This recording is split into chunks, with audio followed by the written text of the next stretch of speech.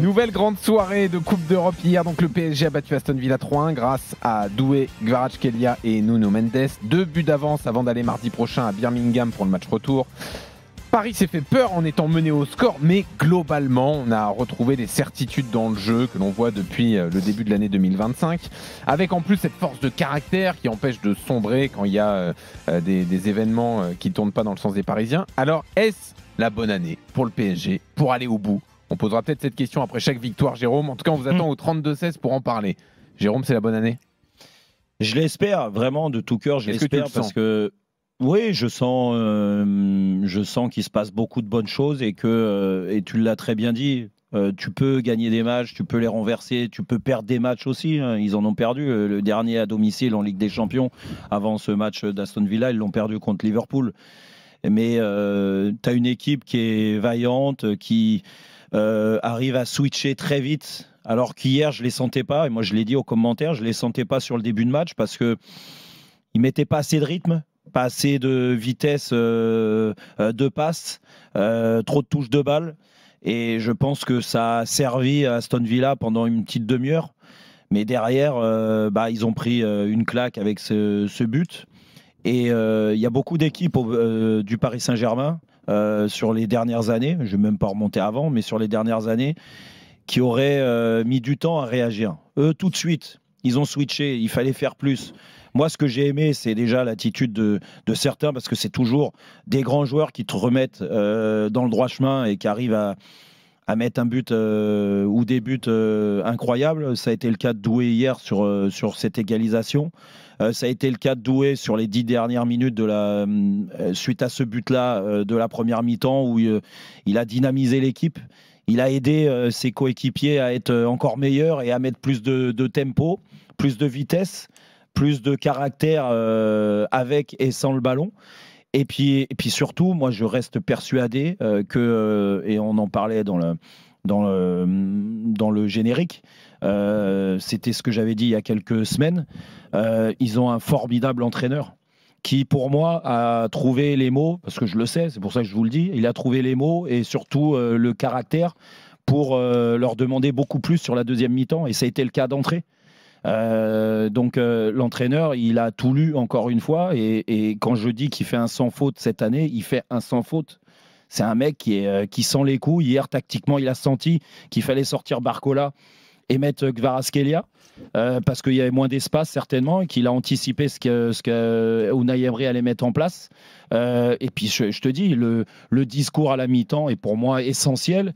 Et comme par hasard, ils viennent avec un autre état d'esprit en deuxième mi-temps, les joueurs. Donc voilà, donc pour l'instant, tous les feux sont au vert. Moi, j'y crois parce que oui, comme je te le dis, tout ça, plus l'atmosphère qui plane au-dessus du Parc des Princes, au-dessus de ce club, ça a rarement été aussi calme, aussi joyeux.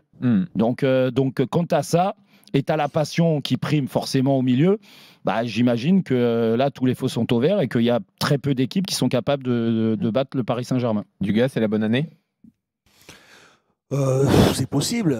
S'ils vont pas au bout, de toute façon, ce sera une énorme déception. Tout le monde y croit. Sincèrement, si les joueurs y croient pas, il suffit de voir les déclarations des uns et des autres, des joueurs, des acteurs, des dirigeants, des supporters comme Jérôme. Donc voilà, tout le monde y croit et c'est à juste titre, c'est justifié. Après, encore une belle performance de cette équipe parisienne, il faut le dire et le reconnaître. Alors après, moi je mettrais quand même un bémol, parce que cette équipe d'Aston Villa, je l'ai trouvée assez catastrophique pour tout te dire. Donc voilà, ça n'enlève rien. Ils ont aussi été catastrophiques parce qu'il y a ce pressing du Paris Saint-Germain, parce qu'il y a cette possession, parce qu'il y a cette qualité technique, parce qu'il y a tout ça. Ok, mais je pense qu'il faut toujours quand même mettre en parallèle avec l'opposition. Et cette opposition d'Aston Villa, je comprends mieux pourquoi ils sont 8e au classement de la Première Ligue, ou 7e, je sais plus. Voilà, ils ont perdu 8 matchs depuis le début de la saison. Je les ai trouvés ultra décevants. Voilà. Après, ils ont des joueurs, Asensio qui ne jouait pas à Paris.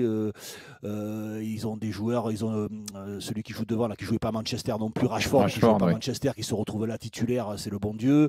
Bon voilà, en regardant aussi le match de Dortmund, je me dis, ces équipes-là, quand même, à ce niveau-là, elles n'ont pas... Elles n'ont pas leur place, quoi. Sincèrement, il y a un tel écart entre Paris et Aston Villa que voilà, ils ont fait le travail, ils ont su faire ce qu'il fallait, ils ont gardé les mêmes intentions qu'ils ont depuis cette année 2025. Donc voilà, bravo à eux, ils sont largement dessus, ils sont largement plus forts dans tous les domaines. Et entre les joueurs qui n'ont pas le niveau du côté Aston Villa, et je pense Unai Emery qui a rien inventé non plus, qui n'a pas réussi à trouver quelque chose qui pouvait poser des problèmes. Moi je comprends toujours pas qu'on veuille ressortir les ballons quand on sait que une des principales qualités, parce qu'il y en a beaucoup, du Paris Saint-Germain, c'est d'aller au pressing et de monter très très fort, très très haut. Quand je vois Dembélé être capable de sprinter autant pour récupérer le ballon que pour le demander, je trouve ça juste incroyable. Voilà, donc t'as pas les joueurs suffisamment forts pour ressortir tes ballons, pour avoir la qualité technique, même au milieu de terrain, pour pouvoir ressortir. Bats-toi sur les seconds ballons avec le foot anglais, le kick and rush, et puis montre quelque chose de différent. Là, j'ai l'impression que voilà, ils n'ont pas montré grand-chose. Voilà, ils n'ont pas montré grand-chose, mais Paris, une nouvelle fois, largement à la hauteur de cette. Ouais, mais est-ce que Dugas, à l'arrivée, je te rejoins sur le niveau d'Aston Villa. Bien sûr qu'on ne va pas te dire que c'est la meilleure équipe d'Europe, mais on disait la même chose sur Liverpool. Le constat après le match. Non, c'est pas pareil. Ça n'a rien à voir. On fait pas du tout le même constat. Liverpool, ils font le gros match, ils font le match parfait. Non, mais ce que veut dire Jérôme, c'est qu'on avait vendu le pressing et l'intensité de l'équipe en face. On l'a pas du tout vu. C'est que Liverpool, on le constate aussi en Ligue 1. Liverpool, ils s'en sont sortis. Liverpool, sur le match retour. Mais je te parle du match aller au Parc des Princes. Oui, le match aller, on a eu la même sensation, si tu veux. On a dit, mais comment Liverpool peut proposer aussi peu de choses ? Mais c'est aussi dû, je pense, à ce que propose le PSG et ce qu'impose le PSG. Et en Ligue 1, on fait la même chose. Je tombais sur du jeu. L'entraîneur d'Angers, t'imagines ? Hier, c'était un match de Ligue 1 pour le PSG. Ils ont joué, sincèrement, ils ont joué sans forcer. Ils ont joué à 50%. Oui, mais si on dit ça de tous les adversaires toute la saison, c'est que ça doit être très compliqué en fait. Non, mais Liverpool, il y avait autre chose. Arrêtez. Liverpool au Parc. Liverpool, ils ont rien. Non, mais Liverpool au Parc, ils ont rien fait, les gars. Ils font un tir. Plus d'intensité dans les duels, plus d'agressivité qu'hier, quoi. Ah non, mais les gars, vous exagérez. C'est quand même plus que ce qu'on a vu hier. Non, mais l'aller au Parc, Liverpool, ils bougent pas de leurs 30 mètres, ils font un tir dans le match. Mais oui. Mais ils ont été quand même meilleurs dans les transitions que ce qu'a été Aston Villa hier. Ah bon? Mais non. Vous avez oublié Liverpool à l'aller, je pense. Ah bah écoute, moi j'ai pas franchement sur le match, mais c'est pas la première fois de toute façon. Non, mais bon, après vous avez votre avis, mais Liverpool n'avait rien fait, strictement rien fait. Mais on sent quand même qu'en force individuelle, Liverpool était supérieur à Aston Villa. Bon, ok. Écoute, alors tu sais, Louisa, tu parles de ça, et moi sur la première demi-heure où je trouve que le PSG n'arrivait pas à mettre le tempo d'habitude, ça a permis aussi à Aston Villa de sortir quelques fois avec le ballon. Et sur la première demi-heure, très honnêtement, j'ai trouvé des joueurs qui étaient solides du côté d'Aston Villa. Le Rodgers, pas mal. Rashford, pas mal sur le début du match. L'Écossais au milieu de terrain. Ce que je veux te dire, quand on fait un sujet comme ça, est-ce qu'il va aller au bout ? C'est pas ce genre de match qui me fait dire que Paris va aller au bout. Parce que ce genre de match, ben non, parce qu'il est toujours aussi bon, il est toujours parfait face à un adversaire qui est terriblement plus faible. Donc, voilà, ils ont fait. Le match de Liverpool me fait dire, et d'ailleurs on l'a dit, on avait fait le débat, qu'ils peuvent aller au bout et qu'ils ont le potentiel pour. Mais c'est pas après ce match-là, face à un adversaire comme ça, que je peux te dire, j'y crois encore plus. Tu vois, okay. Non, pour moi c'est. Ils sont dans la confirmation. C'est pour ça. Mais non, confirmation, pas un adversaire comme ça, c'est pas une confirmation. Non, moi, j'ai aucun doute sur le fait. Du gars, et c'est pas. Dizazi jouait pas à Chelsea non plus. Non, mais c'est pas Bucarest qu'ils ont joué hier quand même. Non, mais excuse-moi, ils ont battu Bruges. Ils ont battu Bruges en huitième de finale.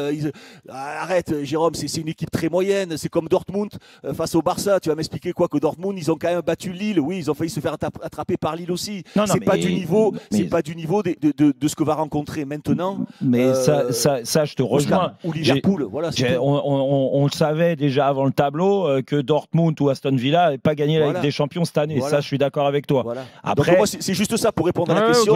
C'est pas ça qui me fait y croire plus. Voilà, j'y croyais avec le match face à Liverpool, la double confrontation. Je me suis dit là, ils sont très très forts et il y a aucun problème. Là, ils ont été encore très forts.